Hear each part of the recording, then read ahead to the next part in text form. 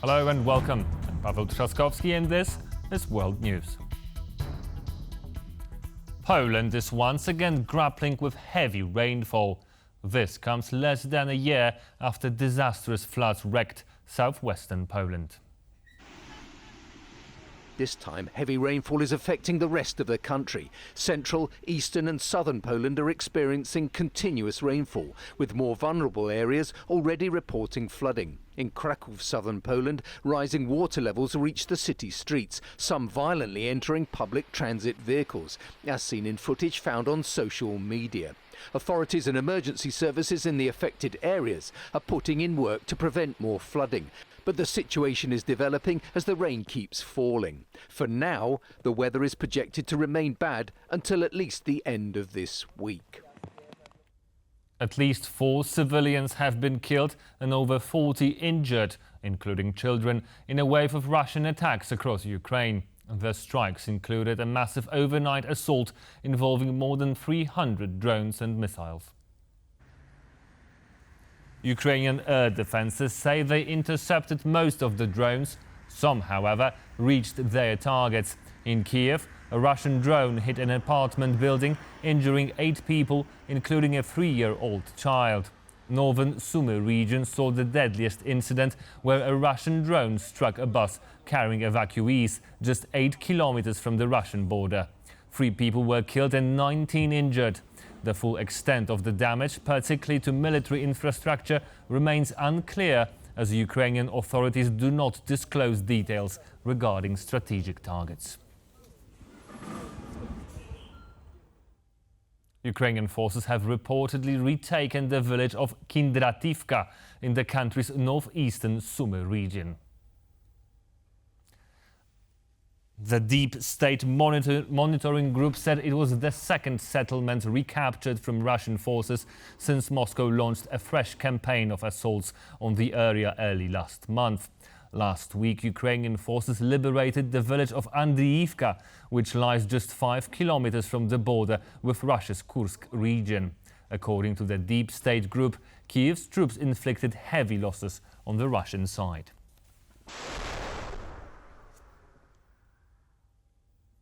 Ukrainian President Volodymyr Zelensky held a call with Ursula von der Leyen on Sunday. The main topic of discussion was Ukraine's recent anti-corruption legislation, which has sparked controversy and already caused Zelensky to make a U-turn on the case. The European Commission President made it clear that Brussels is watching very closely and that Ukraine must preserve the independence of its anti-corruption agencies. Following a call with Ukrainian President Volodymyr Zelensky, von der Leyen described the conversation as good and reiterated Europe's support for Ukraine's path toward EU membership. But she emphasized that Kyiv must maintain the autonomy of institutions like the National Anti-Corruption Bureau and the Specialized Anti-Corruption Prosecutor's Office. Ukraine has already achieved a lot on its European path.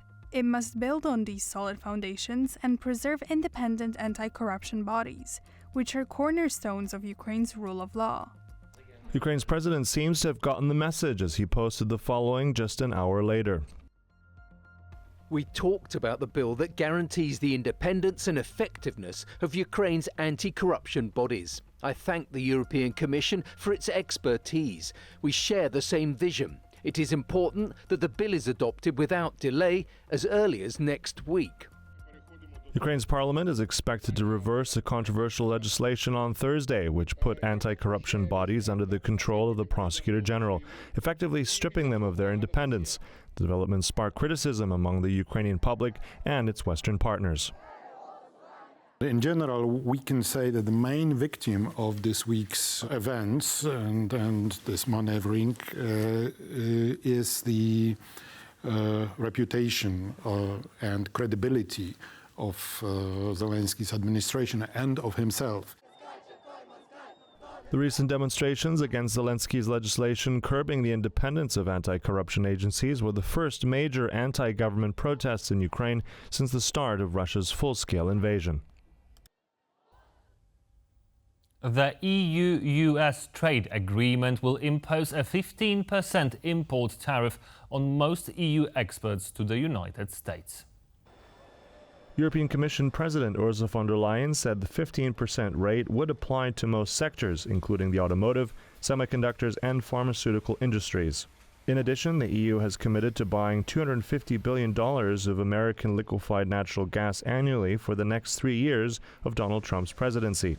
We'll also see $600 billion of EU investments in the United States. Von der Leyen said there would be no tariffs from either side on aircraft and aircraft parts, certain chemicals, particular generic drugs, semiconductor equipment, some agricultural products, natural resources, and critical raw materials. And many European Union leaders welcomed the EU-US trade deal. The Dutch Prime Minister called the agreement vital for the bloc's economy, while the President of the European Council, Antonio Costa, said the deal protects EU's core interests. I commend Ursula von der Leyen, Maroš Šefčovič and the EU Commission's work in stabilising transatlantic trade. Determination and unity paved the way for a negotiated deal with the US, one that prioritises cooperation, protects the EU's core interests and gives businesses the certainty they need. I welcome the agreement on a trade deal between the European Union and the United States. This is an important step that strengthens our transatlantic partnership. The European Parliament will do its part in analyzing the deal, ensuring it is in the best interest of European businesses and consumers. The agreement reached by the EU and the US is vital for an open economy like ours. The Netherlands' annual goods exports to the US are worth over 50 billion euros. I greatly appreciate the European Commission's determined efforts to secure the best possible outcome for our businesses and consumers. Negotiations of this kind have a very double-edged effect in terms of weakening the long-standing partnership, said James Crabtree, distinguished visiting fellow at the European Council on Foreign Relations, in an interview with TVP World. Talking about the current state of EU-US trade relations, Crabtree also expressed doubts about the durability of the new tariff agreement, saying it's unlikely to hold for the length of Trump's presidency. Negotiations like this, which undermine trust between Europe and the United States, actually make it less likely that Europe will want to become, will want to continue its excessive dependency on American defense products. And I think most European countries will be looking to diversify their defense base as they rearm. So I think agreements and negotiations of this kind have a very double-edged effect in terms of weakening the long-standing partnership between European institutions and European nations and their American partners. Another Belarusian drone entered Lithuanian airspace on Monday morning. A similar incident occurred on July the 10th. The drone was spotted at around 200-meter altitude near the country's capital. Residents who noticed the drone were urged to immediately report it to the Lithuanian emergency services and abstain from approaching the aircraft. At the beginning of the month, a similar situation took place. In that incident, NATO fighter jets were scrambled. However, the flying object then fell and the response was called off.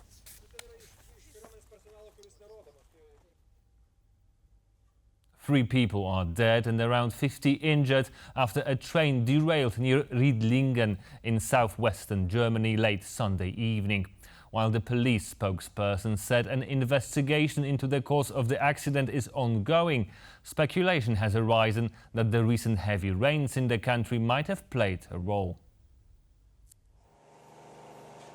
Around 100 people were on board the train when two carriages left the tracks between Riedlingen and Munderkingen.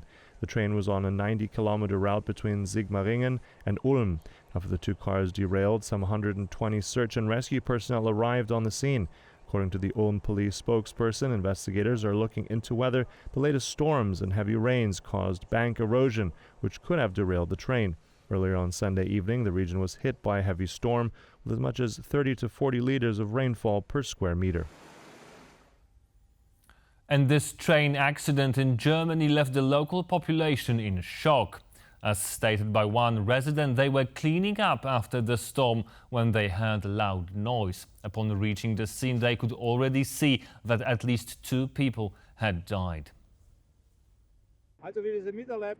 So what we noticed was that I was at my sister-in-law's birthday party and a storm came, and when the storm was over, I heard the sirens, heard the helicopters. So we drove home, and there were already several sirens, blue lights, everything.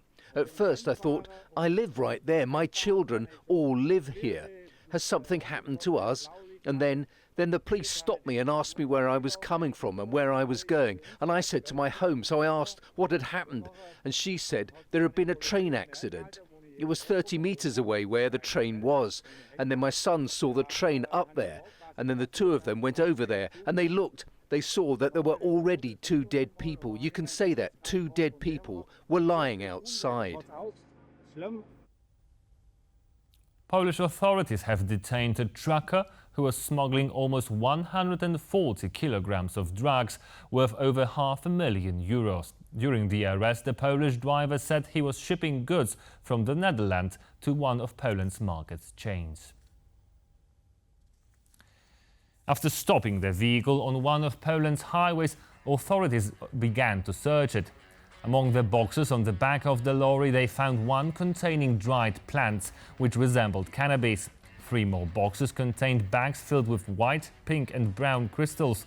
When searching the cabin of the vehicle, Polish authorities found 3 more bags filled with white crystals. Overall, the authorities seized nearly 140 kilograms, which turned out to be marijuana, methamphetamine and clefedrone.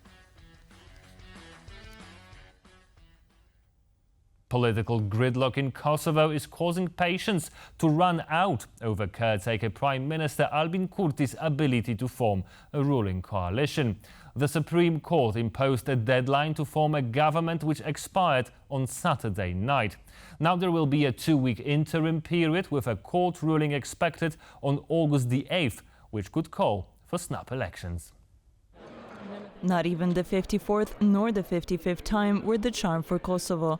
On Saturday, the parliament had 2 more attempts to vote on the Speaker of the Parliament, without which the government cannot be formed. Both failed. On the same day, a deadline to do so set by the Constitutional Court expired. The immediate consequences are that we are in a state of suspension. So until August the 8th, deputies are barred by the Constitutional Court from trying again, or from taking any other action that would lead, that has to do with constituting the assembly. And this is in order for the Constitutional Court to deliberate and decide on next steps. The public did not hide their dissatisfaction about the political deadlock, with one lawyer's displays of discontent ranging from this: This protest shows first the stubbornness of how those politicians are treating us like we're donkeys, to this: With this symbolic act, I'm trying to show that MPs have gone too far. This is too much. After a few failed tries to have their candidate for speaker elected, Vetevendosje, Kosovo's acting government party, tried to form a committee to hold a secret ballot in May. But the opposition was not in favor. The deadlock has resulted in some MPs serving as acting ministers. And the Constitutional Court has ruled that this is not something that is possible, according to the Constitution of Kosovo. So we have this legal deadlock where the government is not really able to act at the moment. Which prompted the Constitutional Court to set the 30-day deadline to resolve the situation which has some pricey consequences. We have the so-called growth plan, growth facility of the European Union for the Western Balkans countries, where Kosovo has also submitted a growth agenda, and there are still 2, if I'm not mistaken, 2 laws that need to come into effect for them to unlock the first money that would come their way. Understandably, all eyes are now on August 8th, when the Constitutional Court is expected to clarify the way forward. The most obvious one will be to instruct the president to call new elections. And the second one would be to allow or order, as it were, a secret ballot for the election of the assembly speaker. With local elections scheduled for October 12th and now a possible parliamentary election, some experts even suggest that Kosovars may end up voting twice on that day. For TVP World, I'm Sonia Gatabishchan. And that was the last report in this news bulletin. Please stay with us for more updates.